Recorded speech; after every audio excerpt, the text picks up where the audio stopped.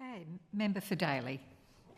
Thank you, Madam Speaker. And before I start my speech, I'd just like to congratulate everyone on their first maiden speech and welcome to Parliament House. It's an absolute honour and a privilege to serve the people of the Northern Territory, but most importantly, your constituents that you serve. So welcome to Parliament House, and also to the CLP government on your election win. And the new Independent and Greens member, welcome, the first ever Greens member, so congratulations too.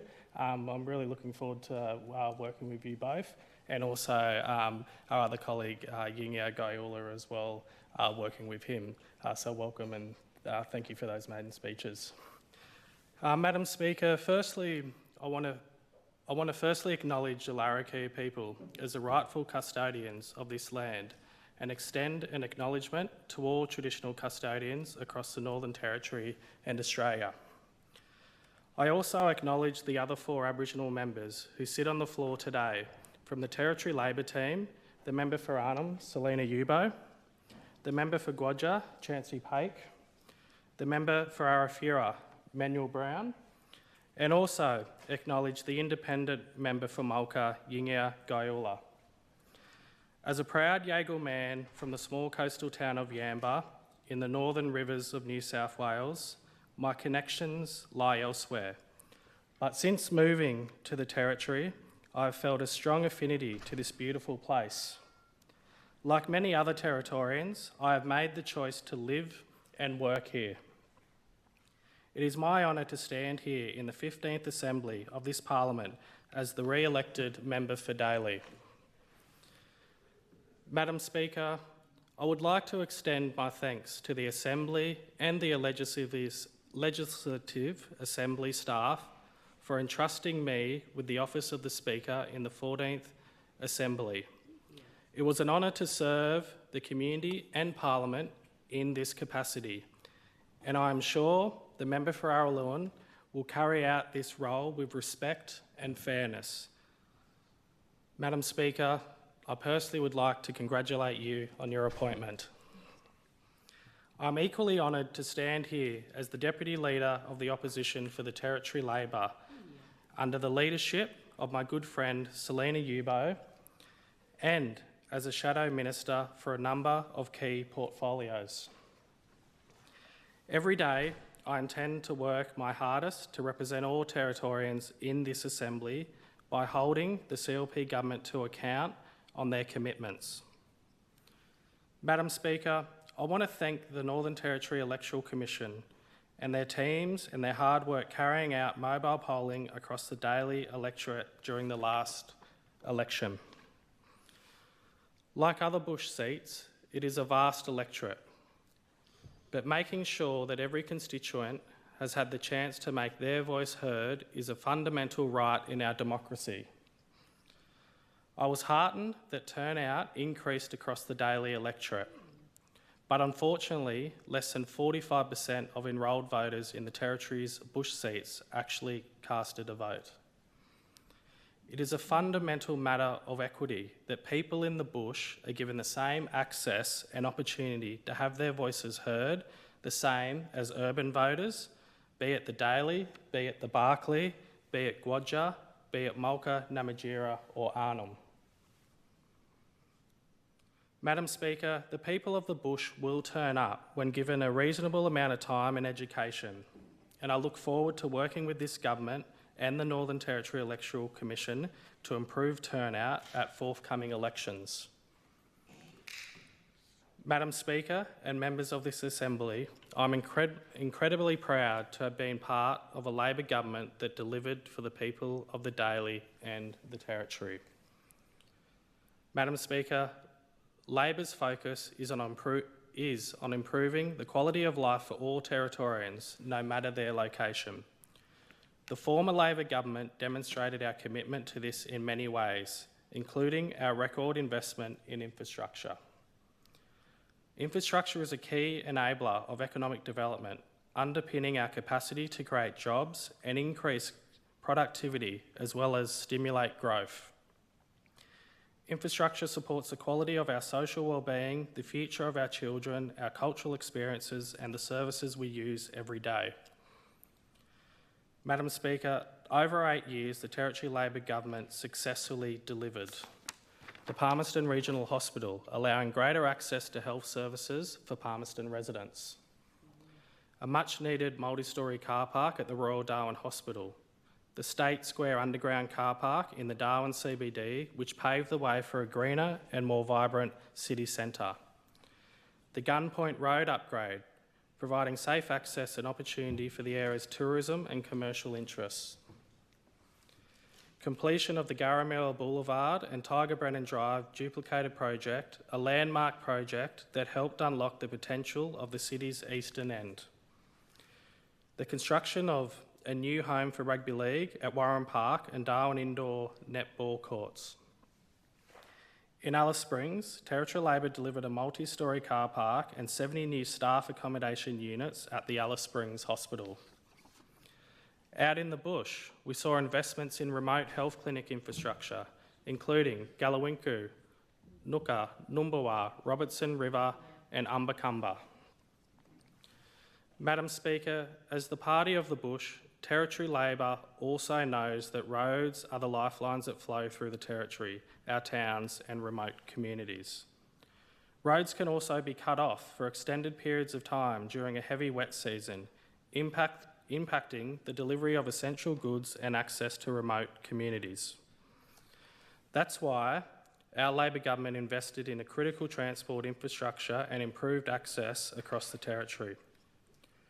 Since 2016, we've upgraded over 2,200 kilometres of Territory roads, including the Central Arnhem Highway, Carpentera Highway, the Tanami Road, Tiwi Island Roads, the Buntine Highway and the Kakadu National Park Road. In the Daly electorate, we saw funding allocated for upgrades to Dorat Road near Adelaide River, upgrades to Port Keats Road and the Saddle Rail Creek Bridge, so it is passable during the wet. Shoulder widening in the Pine Creek area, sealing another section of Mermaid Court at Dundee Beach, upgrades to the intersection at Cox Peninsula Road and Darwin River Road, and a fully sealed Litchfield Park Road, which hundreds of Territorians have already enjoyed the new camping and swimming spots we opened in the park.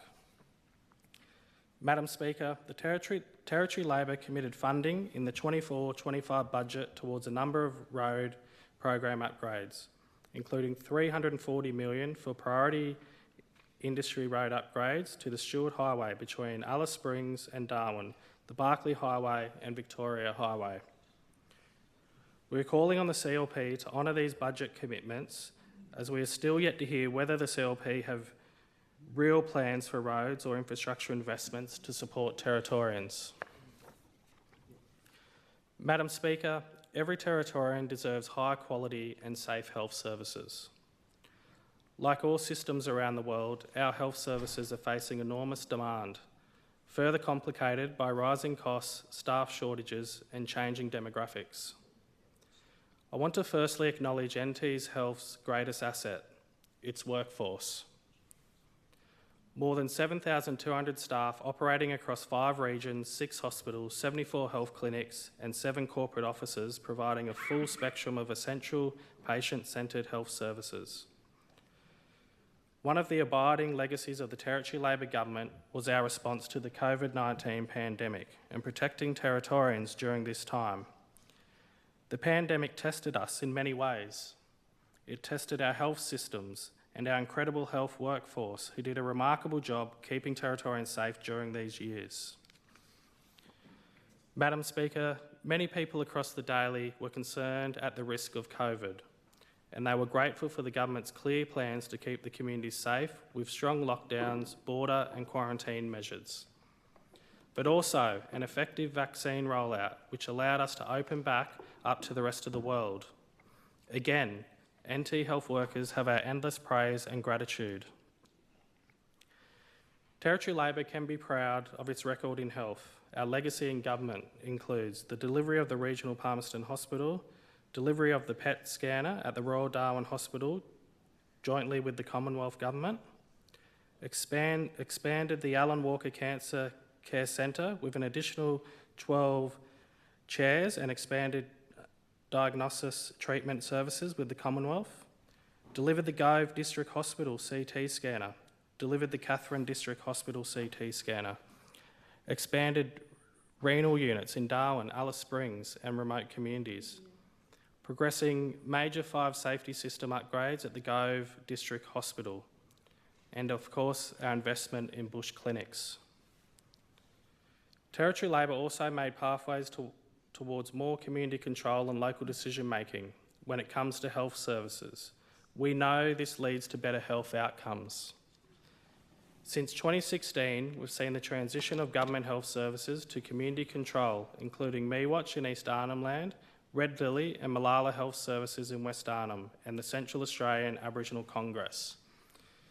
We hope that the CLP continues to build upon our efforts to recognise and enable Aboriginal leadership and local decision-making processes and partnering with Aboriginal people to achieve culturally security in the health system.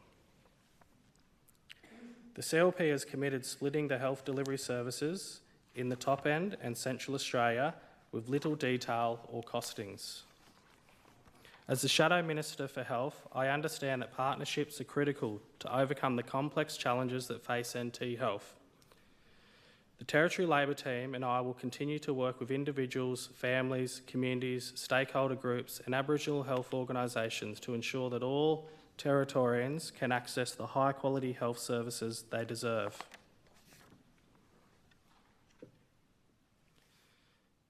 Madam Speaker, on this side of the Assembly, we understand the important role that art and culture plays in the Territory, enriching our lives and bringing the Territory's many unique stories to life. We are privileged to have a world-class art, culture and history, placing us on the national and international map. As a Territory Labor government, we supported, developed and promoted our arts, culture and creative sector across the Territory and beyond. Some notable achievements include investing up to $80 million annually into arts, culture and creative industries, delivering the Northern Territory Art Gallery as part of the redeveloping the State Square precinct, which is due to be reopened in 2025.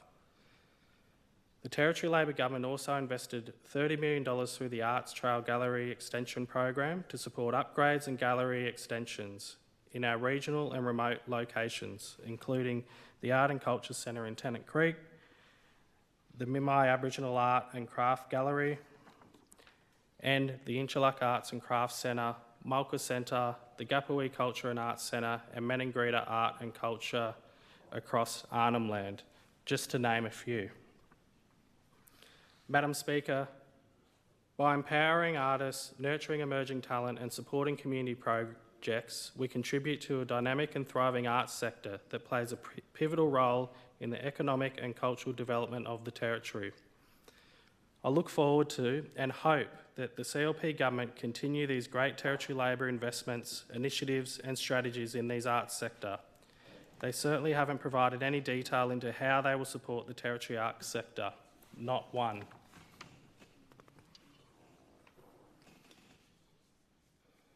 Madam Speaker, the Territory is home to beautiful, natural and largely untouched parks and reserves, which are the biggest draw card for visitors and locals alike. It would be hard to imagine the Territory without the wonder and beauty of our parks and reserves. Territory Labor understands that these valuable assets need to be managed in a way which opens them up to the public for public access, but also protects their biodiversity, natural features and their spiritual, cultural significance and sacred values. That's why the Territory Labor government introduced the NT Parks Master Plan in 2023. This crafted an important strategic framework that establishes and prioritises over long term how our parks and reserves will be cared for, developed and protected. Our park rangers have a long and trusted relationship with traditional owners on joint managed parks. Along with this, Aboriginal ranger groups are a crucial frontline serve right across the Territory. This is why the Territory Labor government delivered the highly successful Aboriginal Ranger Grant Program, which over the past 7 years delivered $10 million of capital grants to 46 Ranger and Aboriginal land management organisation groups and almost $11 million to 31 groups to fund land and sea management programs. Parks and reserves are valued. They are not only a key part of our lifestyle, but our biggest tourist attraction. I look forward to working with stakeholder groups to ensure that we are providing the great outdoor lifestyle to Territorians, showcasing the best of the NT and offering relevant services and activities to visitors, providing spaces and offerings for tourism and private development, and ensuring all decisions are managed in a culturally respectful way with traditional owner consent and approval.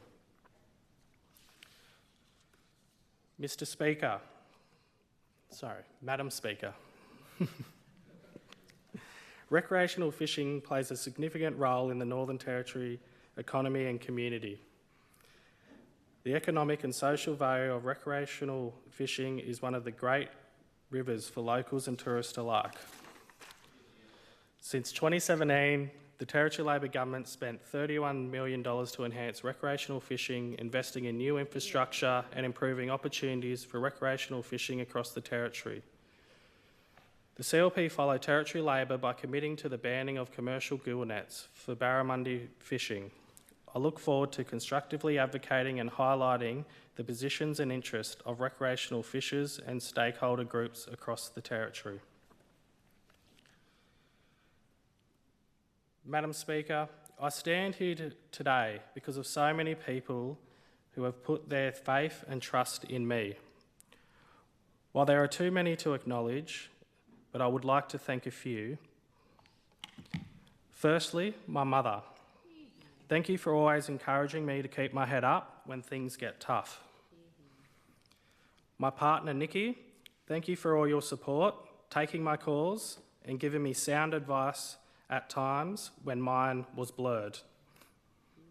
My brother Birrigan for always making me laugh and ensuring everyone who volunteered with us on the campaign felt welcomed and supported. My electorate office staff, Kirsty, Zhong and Jill, thank you for all the hard work that you do day in and day out. It really does keep our office going. I can't thank you enough. And of course, all my constituents who voted for me or didn't vote for me. It doesn't matter. I'm here to represent you all. Thank you, Madam Speaker.